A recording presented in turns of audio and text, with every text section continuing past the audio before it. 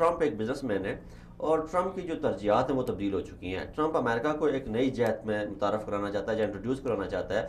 Trump یہ چاہ رہا ہے کہ امریکہ کا جو چہرہ وہ دنیا کے سامنے ایک خونخوار جنگلی درندے والا چہرہ ہے وہ ختم کیا جائے. گو کہ ٹرمپ خود پتہ نہیں، مجھے نہیں پتا کس ذہنیت کا آدمی ہے، لیکن ایک بزنس مین ہے. وہ ہر چیز کو بزنس سے پرکھتا ہے.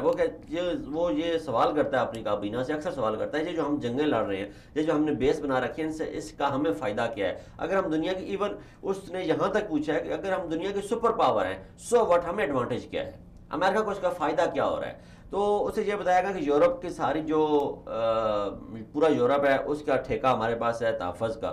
ہم نے اپنے وہاں تھوڑے تھوڑے فوجی رکھے ہوئے ہیں اور ہم یورپ سے بلین روپی لے رہے ہیں، ڈالر لے رہے ہیں.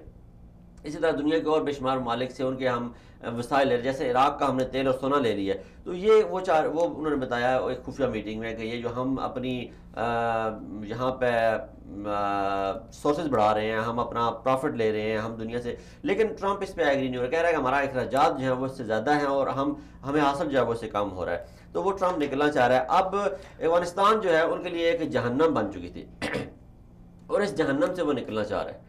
سکندر اعظم کی ٹرمپ کے جو سکندر اعظم جب افغانستان پہنچا نا فتح کرتے کرتے، تو اس کی والدہ نے بھی اسے کہا تھا کہ یہ جہنم ہے تو اسے نکلنے کی کوشش کرو. یا اسے جب وہ اپنی ماں کو ہر فیڈ بیک دیتا تھا تو اس کی ماں کو جب اس نے بتایا کہ میں ایک ایسے گڑھے میں پھنس چکا ہوں جہاں سے نکل ہی نہیں پا رہا، تو اس نے کہا تھا کہ یہاں سے نکلنے کی کوشش کرو. تو یہ تو افغانستان کی ایک ایسی آپ سمجھ لیں جیوگرافیکلی ایسی اس کی اہمیت ہے یا اس کا ایسا کردار ہے. وہ پہاڑوں کے لوگ ہیں، وہ صدیوں سے جنگ میں ہیں، تو انہیں تو کوئی فرق نہیں پڑتا. لیکن امریکہ جو ہے وہ بلینز روپیز ڈالرز خرچ کرنے کے باوجود آج جو ہے افغانستان کی جنگ سے کوئی فائدہ حاصل نہیں کر سکا. دیکھیں